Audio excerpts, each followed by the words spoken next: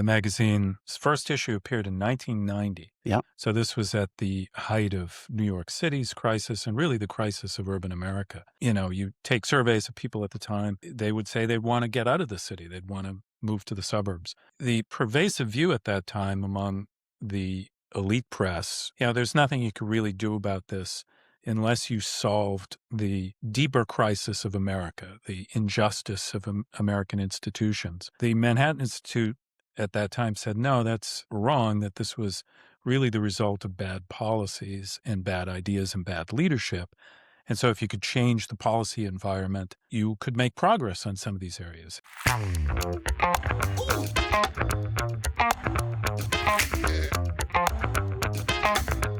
Hello and welcome to another episode of the City Journal podcast. I am your host, Rafael Mangual, and I am so excited to have with us the editor of City Journal, my boss, Brian Anderson.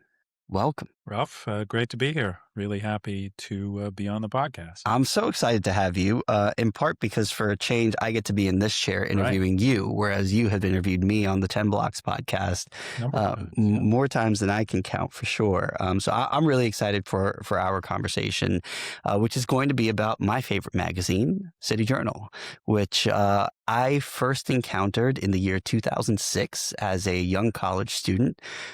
It was an essay by Theodore Dalrymple, who we had on the show, and it was entitled The Knife Went In. Oh, yeah. It was published in 1996, and it was being run on the website as like a 10th anniversary sort of thing, if I remember correctly. And I was just floored by how good it was, and I subscribed to the print edition straight away. So, for those of you who have been watching the show, you'll know this, but for any of you who don't, City Journal is published by the Manhattan Institute for Policy Research.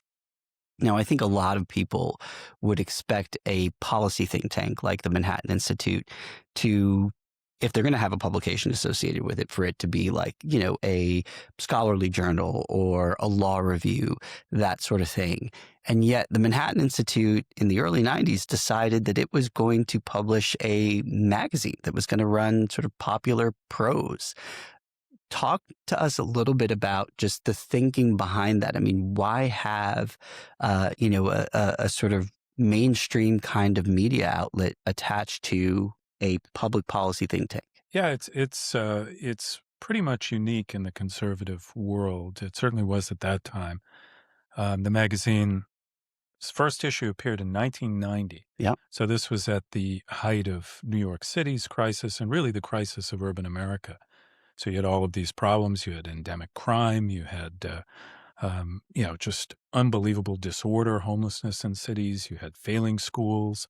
You had, you take surveys of people at the time, and they would say they'd want to get out of the city. They'd want to move to the suburbs. The pervasive view at that time among the elite press was, there's nothing you could really do about this unless you solved the deeper crisis of America, the injustice of American institutions. The Manhattan Institute at that time said, no, that's wrong, that this was really the result of bad policies and bad ideas and bad leadership. And so if you could change the policy environment, you could make progress on some of these areas: education, crime, disorder. And so, the Irving Kristol and a few other people said at that time, the press is extremely left-leaning then as it is today. And yet you can't just sit around complaining about it. Why not start something that was a kind of journalistic response to that environment and put a human face to public policies? The idea was that if you make these abstract ideas, these arguments, concrete in people's lives, then you could start persuading people. And so City Journal was launched in 1990. The first editor was Richard Vigilante, and went through several editors in its early days. Roger Starr, Fred Siegel, the great Fred Siegel, did a couple of issues. Peter Salins did an issue. But it was in 1994 that my predecessor, Myron Magnet, took over the magazine and really sort of molded it into the shape that it still has in terms of its print edition. He really became the editor for it for a long time, 50 issues, I believe. Um, but it was that central idea that if you can make abstract ideas and arguments concrete in people's lives, in a kind of rigorous and exciting journalistic way, you would build an audience for those ideas, and that turned out to be true. It really did. It really did. And I want to talk about that era in which Myron Magnet came in and took the magazine over, because that was really, I think, kind of the very beginning of City Journal's incredible run in terms of shaping public policy through that institution. I want to talk a little bit about the Giuliani administration post 1993 and its adoption of a lot of the ideas that had been, published and expounded on in City Journal. But the magazine really does seem to garner exactly that kind of audience. I mean, I am constantly surprised by how many people I meet just out there in the wild who know City Journal, and who read it and who find it compelling. I'll often get, DMs on social media, or,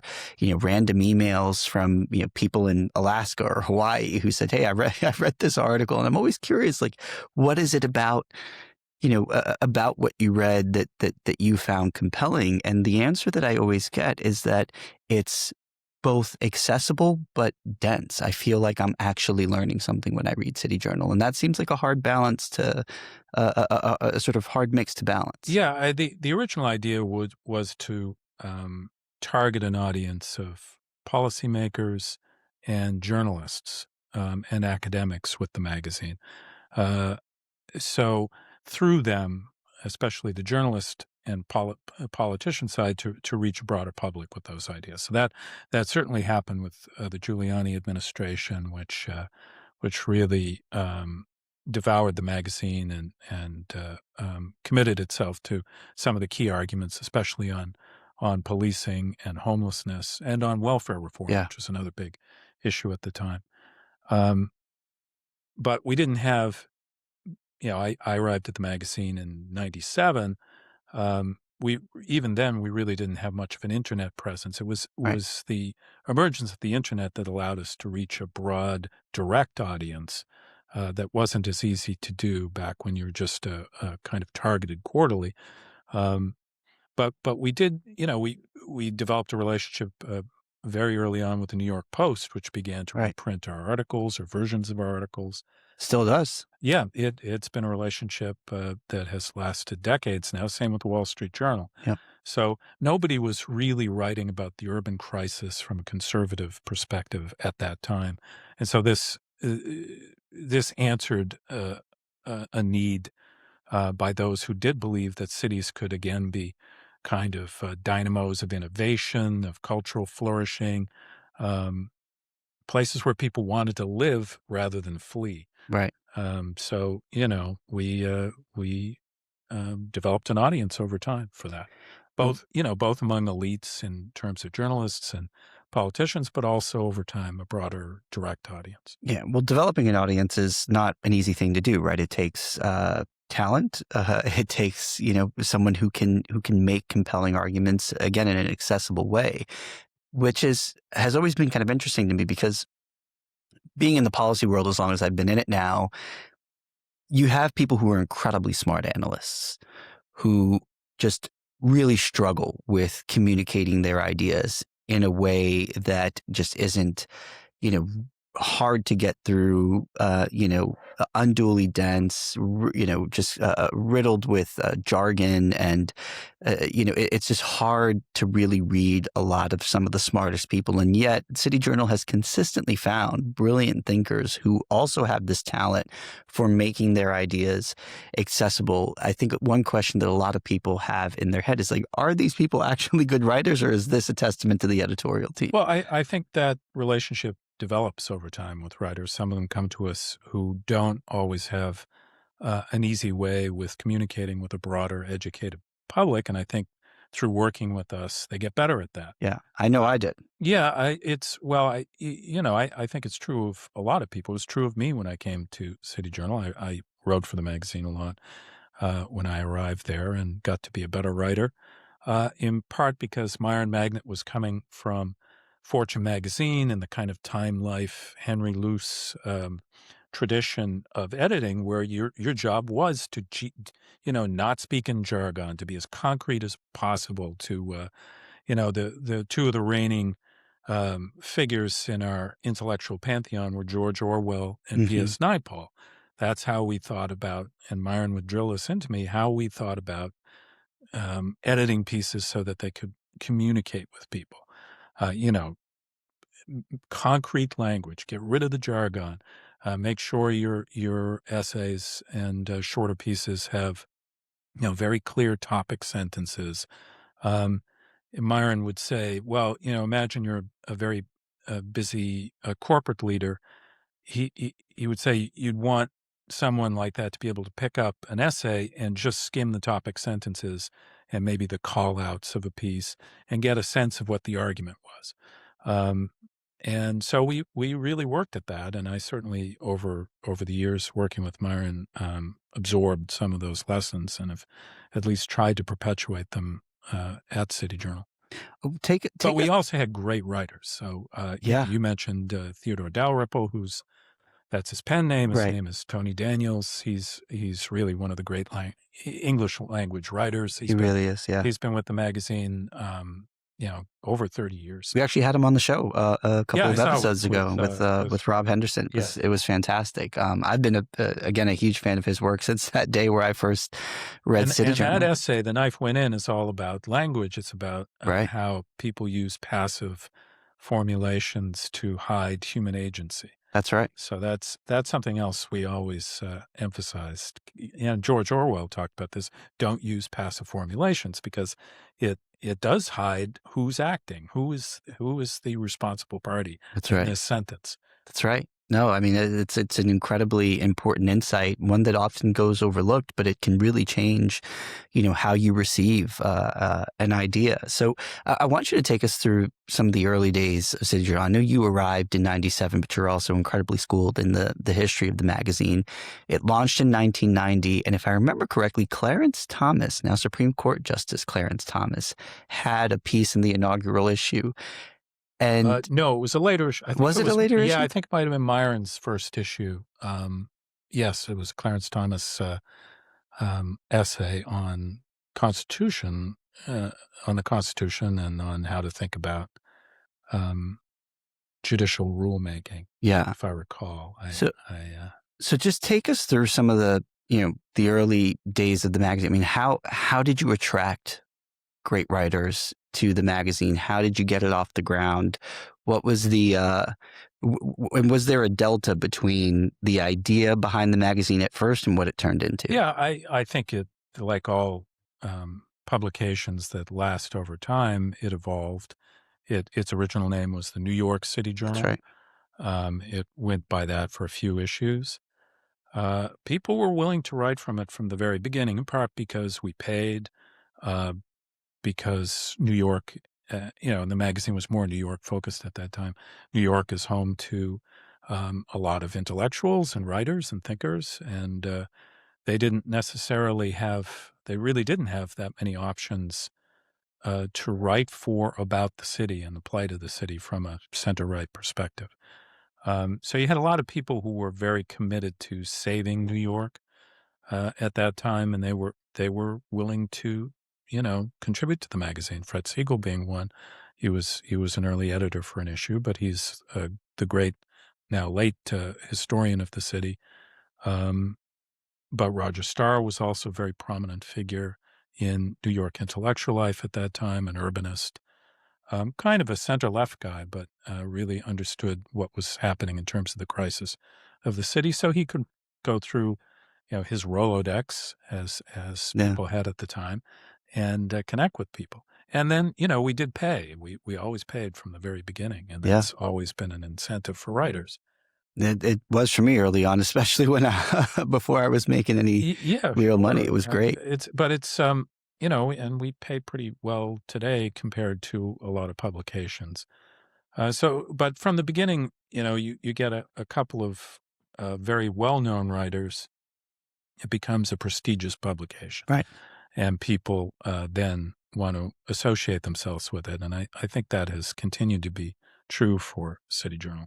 Yeah. Talk to us about the sensibility of the magazine. I mean, I do think, when people think of cities, they think the left, right? I mean, there's a sense in American conservatism today, I think, that has kind of abandoned cities. And yet, City Journal, from the beginning and to this day, remains committed to the idea that urban life has something to offer, has a unique richness about it that ought to be preserved. And so, that means conservative voices need to be in the mix Yeah, with respect to the debates about how urban life should function. absolutely. Well, our view was that cities are, when functioning, when well run, kind of crucibles of innovation, Mm, economic growth, platforms for opportunities so people can rise in life, that they've been the center of cultural creativity, not just in American history, but throughout history.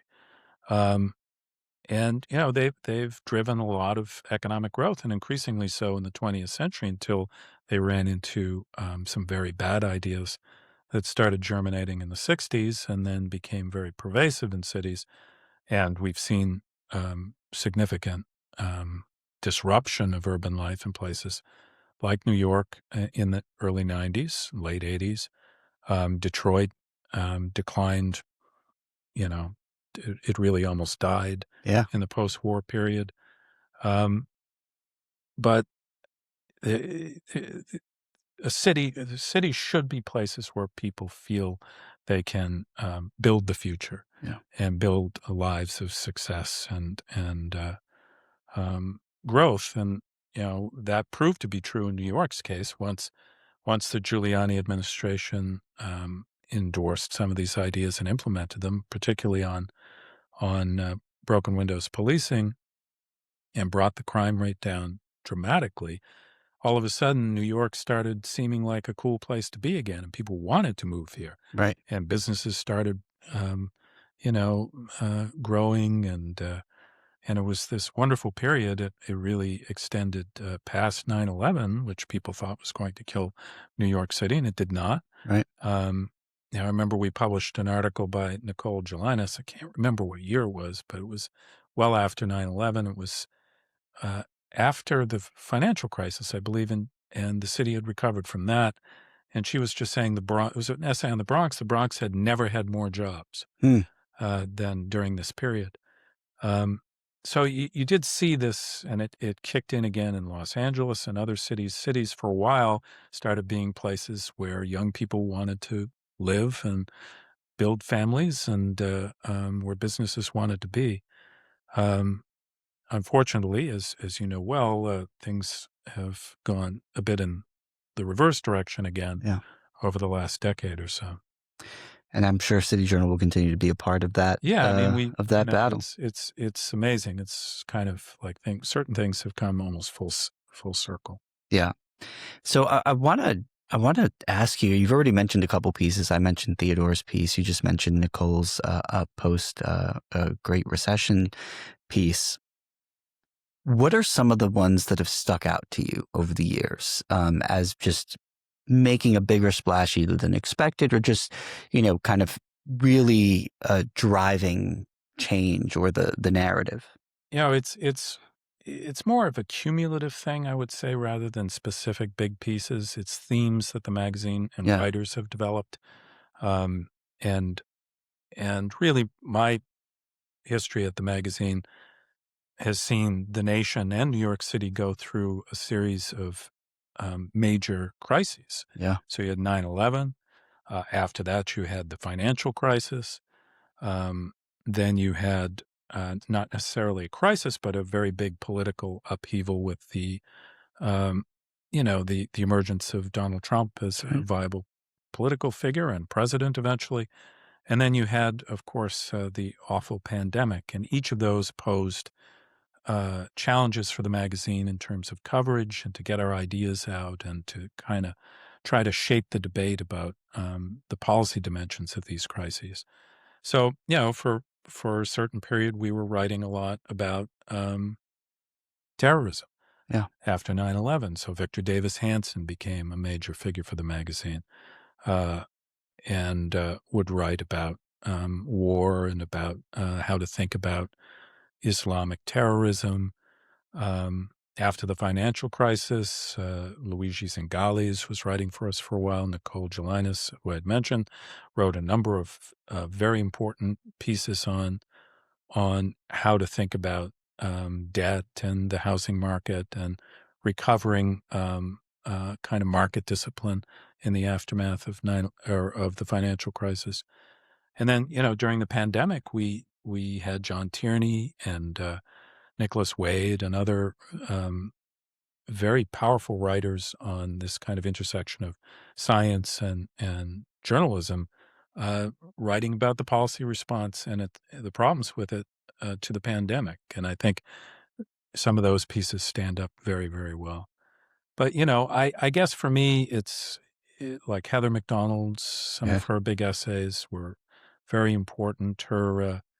She did a amazing essay on San Oh, I Francisco's remember that. homelessness She bought crisis. fentanyl. Yeah, it was a kind of thing, that very few other magazines, Right. at least, right of center magazines would be doing, that kind of reported Yeah. on the ground observation. You wrote some great essays on the return to bad ideas on crime. Yeah.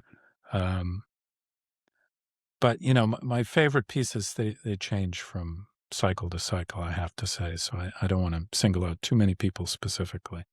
Well, when you think, I mean, one question I get probably more than anything else about the magazine is how people can write for it. I mean, I get people submitting pieces to me, so I can't imagine the degree to which you're inundated with submissions. How do you think about sort of what writers to work with, what topics to cover? I mean, is it topic driven or is it, Yeah, sort of talent driven? there's certain thematic areas that we just consistently cover. So crime and law enforcement broadly and punishment, how to think about that whole constellation of issues. There's education and education reform, which Yeah. has been a consistent theme since the early days. So we've been proponents of educational pluralism. So certainly school choice, but we've also written a lot about curriculum and how to have uh, really good ways of teaching math and teaching, um, how kids how to read, um, and how to just improve city schools in particular, which, as you know, have been really bad. Um, Homelessness has been another big issue and Yeah. public disorder. Housing has become an increasingly important theme. But all of those kind of urban policy areas we have consistently written about since the very beginning of the magazine. Certainly since I've been editor, that's always front of mind. So we think about which writers are doing interesting work in this space.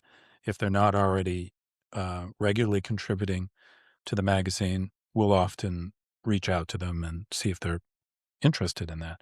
But then other themes come in. So after 9/11, yeah, we started writing more about terrorism Yeah. and about, the compatibility of Islamic radicalism with free societies, like what to do about that problem. So we have James Q. Wilson writing for us and Christopher Hitchens and some very prominent people Yeah, I at mean, that time. those are incredibly prominent names. I mean, just naming a few others, again, Clarence Thomas, Jason Riley, Heather McDonald, Douglas Murray, Roger Scruton.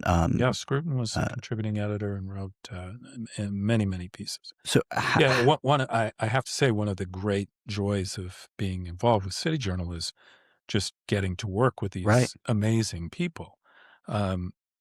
To say that you've edited a James Q. Wilson piece or, worked with Christopher Hitchens, who was very easy to work with. He really, just he wanted to get paid and he didn't want to do second drafts.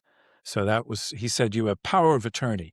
Wonderful. Once he submitted his What every draft, no, editor wants to hear. they were very well written, but they did require some work. But he didn't. The one thing he didn't want to do was work on a second draft. So the writers are often very very different in their sensibilities, and part of the job of running a magazine like this is just getting a sense of how to work with different people. Yeah. Fred Siegel's another person that just wrote constantly for us after I became editor. In particular, he really um, wrote a lot about the emerging populism. Uh, Right. yeah, Theodore Dalrymple. So that's fantastic. A really wonderful part of the job. But yeah, it's part of what I do is find try to find new writers, and that's what our whole team does. Paul Beston and Charles Lehman, um, and yeah, we get a lot of submissions. So you're not alone in getting them. People, I bet. yeah, and the internet has made that easier. We now just not only do we publish the long form journalism in the physical magazine, but we're doing 3-4 pieces a day. So it's Right. almost like running an editorial page for a newspaper. Yeah. So people see that stuff. Talk to me about that, because as you mentioned, when you came on, City Journal didn't really have a big internet presence, and for the early years, it was just a quarterly print magazine. What was that transition like? How important was it to the growth? Would you consider that kind of a turning point that sort of? Yeah, no question. It was really after 9/11, we started building the website, something I involved myself with a lot. And initially, yeah, it was like a couple of extra pieces a Yeah. week. Then it became maybe a piece a day.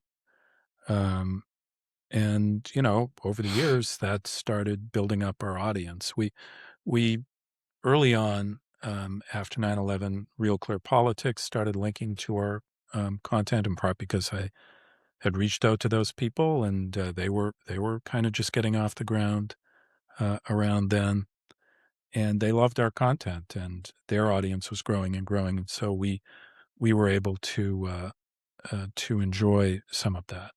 And this was the era of the blogosphere was Right. was emerging, and so we would pitch our pieces out or send the links to leading bloggers, Andrew Sullivan and other people, and they would sometimes link and comment.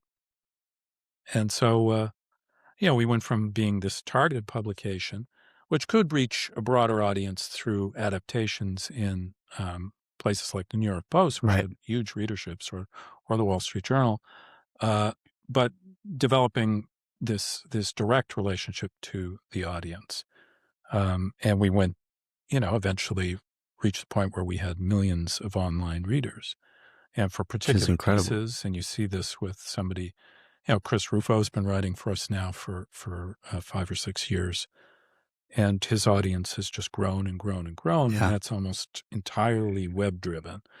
He is, he's brilliant at um, connecting, Yeah. and has a genius on social media, so he's been able to utilize that to really drive some pieces that have a bigger impact than stuff you're reading in the New York Times Absolutely. or the Washington I Post. think So oftentimes that he's influencing what's in the New York yeah, Times and no, all that. that's right, Ralph. It's that's probably the biggest shift in terms of what we're able to do. It's made possible by the technological shifts in media, but that when a small quarterly can suddenly compete with huge multi-million dollar legacy media institutions for particular pieces reaching as big an audience, Yeah.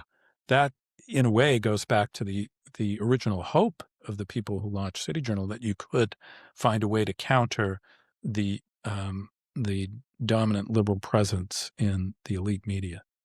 So And is that still how, you see sort of yourself as or the institution as a competitor to some of these left I of mean, center it's voices? it's a much wider media landscape now. Sure. I think it's mutating as we sit here. Yeah.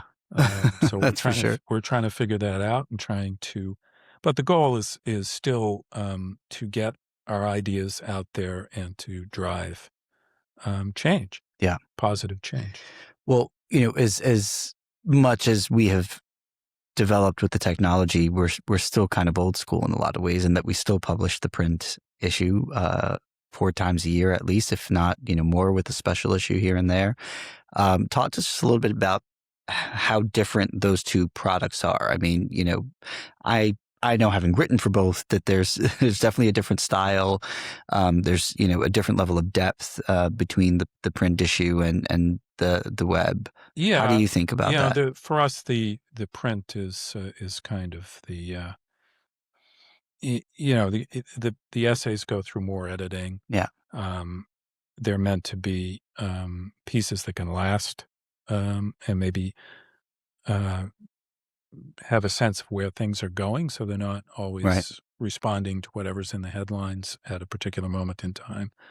We do still make writers go through a couple of drafts sometimes. Yep. We carefully think about illustration for those pieces. We go through a lot of editing. It's a very involved process.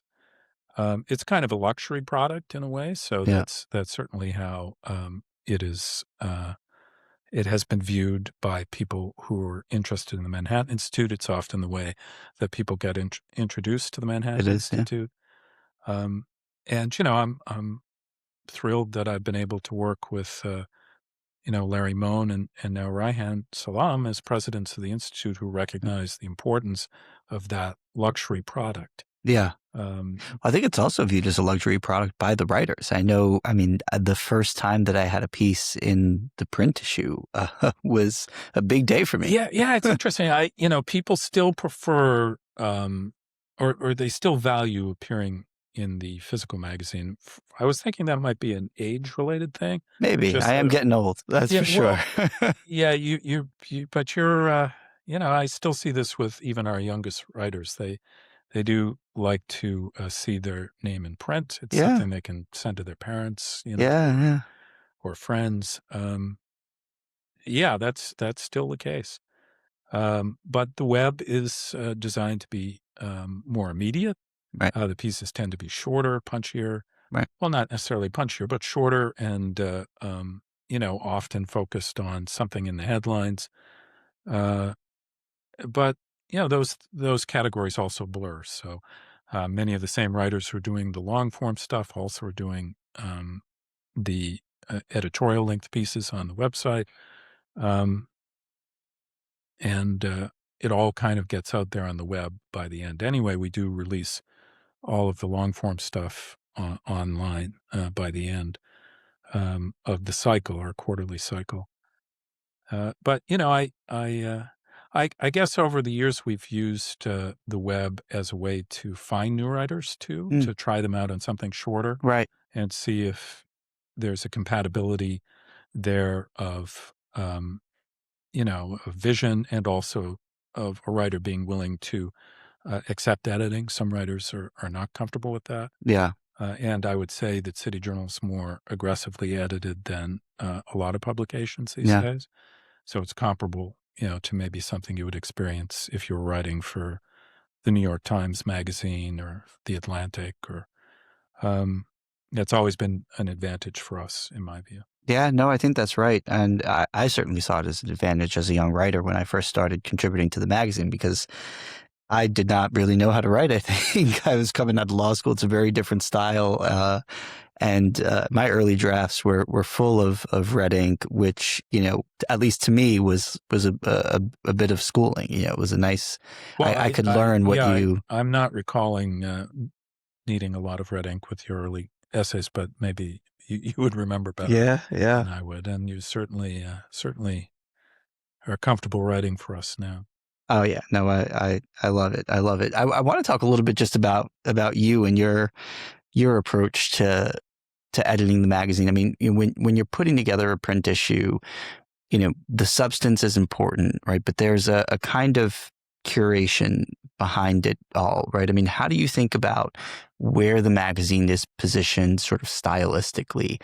And I use that word on purpose because you are, as I've said many times to you before, the among the most stylish people at the Manhattan Institute. Thank you, Ralph. I That's actually thought about breaking out a suit for for today's nice of you to show. say. I'm probably overdressed today.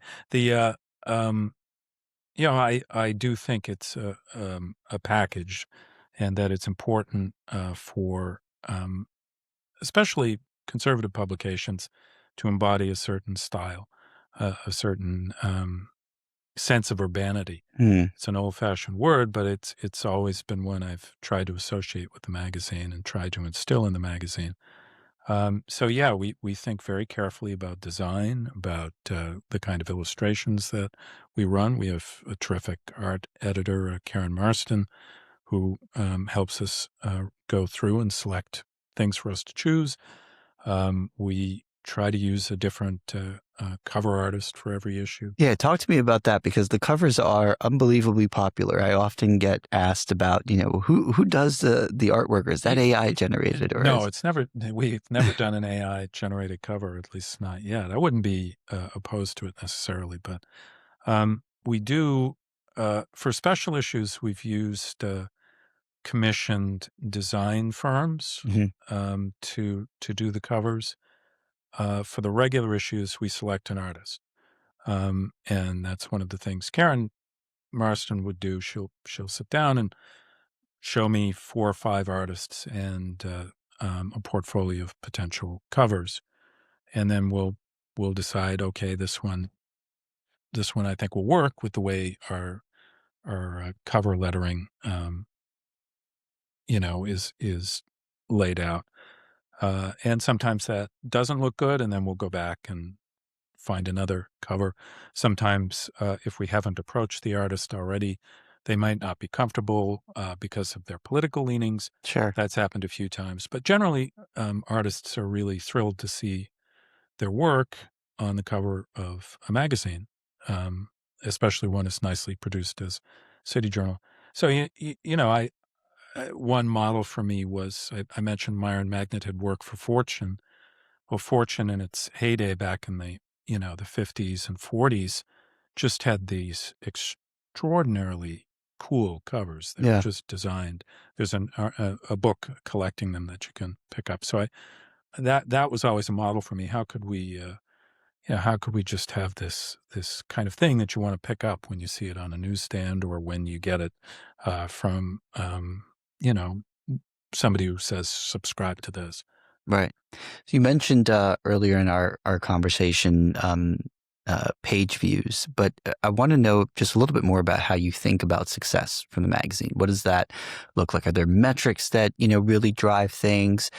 Sometimes I will write something that seems to be a complete dud, and then 2 months on, an important person will read it and reach out, and that will spark, a conversation that either leads to a concrete policy change, or maybe it gets picked up, in the media and gets some more attention. I mean, how do you think about evaluating the success of an issue? It's I think about it in a variety of different ways.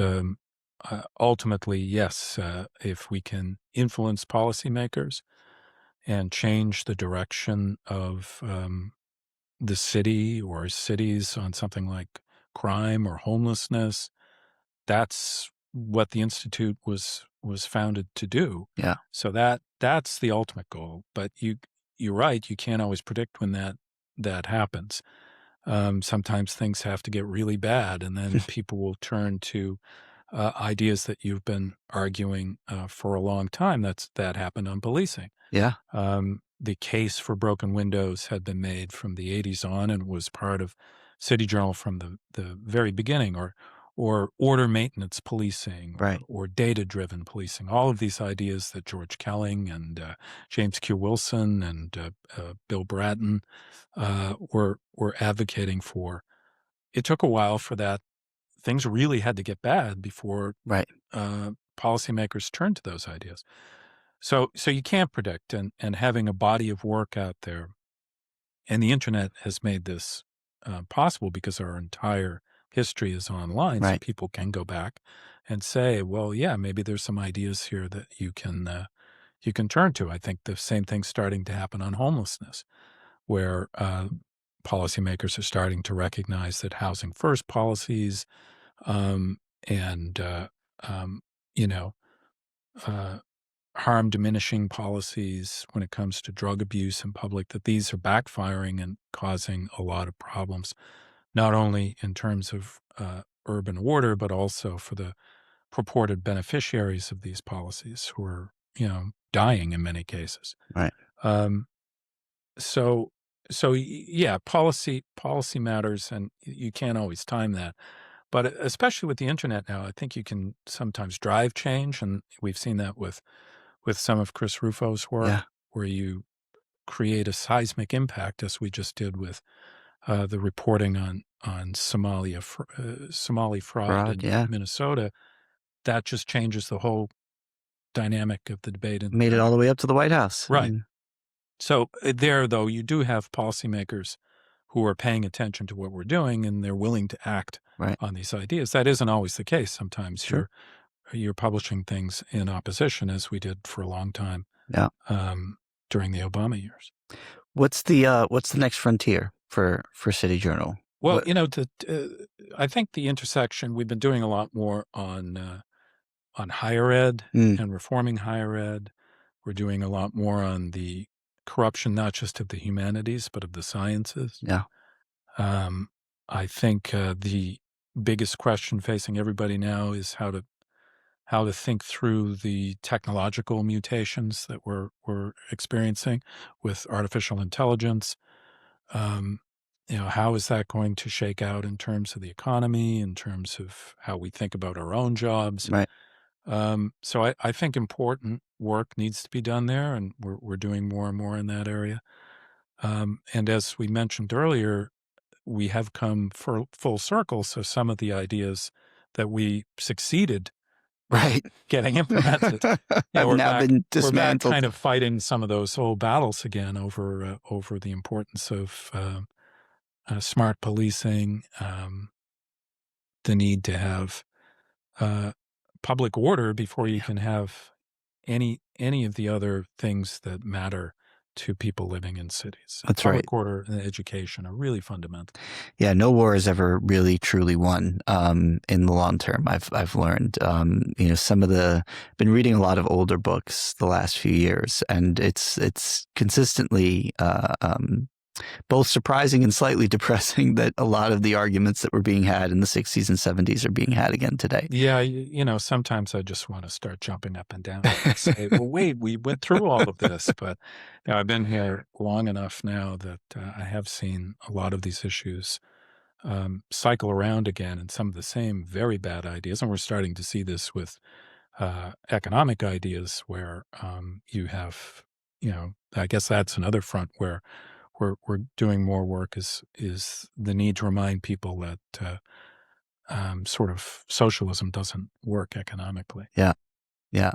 One thing that is a consistent theme in a lot of the conversations that I have is that people are anxious and, if not outright worried about technology and its effect on everything, really. I mean, I'm a relatively young parent. I've got a 6 and a 4-year-old. A lot of my friends are either just having kids or have young kids. And, everyone's always talking about how no one reads anymore and how no one, does their own work. And everyone's just asking, the machine questions and getting answers spit back at them. I mean, do you worry about that in terms of the future of the magazine? I mean, just having people who are still reading, hard copies Yeah, I of do worry things. about it. I still see people valuing good long form journalism Yeah, and paying attention to those arguments, but it's hard to say what things will be like in 10 years. And this corrupting influence of technology on teaching and on yeah, education needs to be addressed. yeah. You can't have a situation where the students are just pressing a button to generate their We're seeing that already. yeah, and then the teachers are pressing a button to have those papers corrected, Right, and the whole thing becomes fraudulent.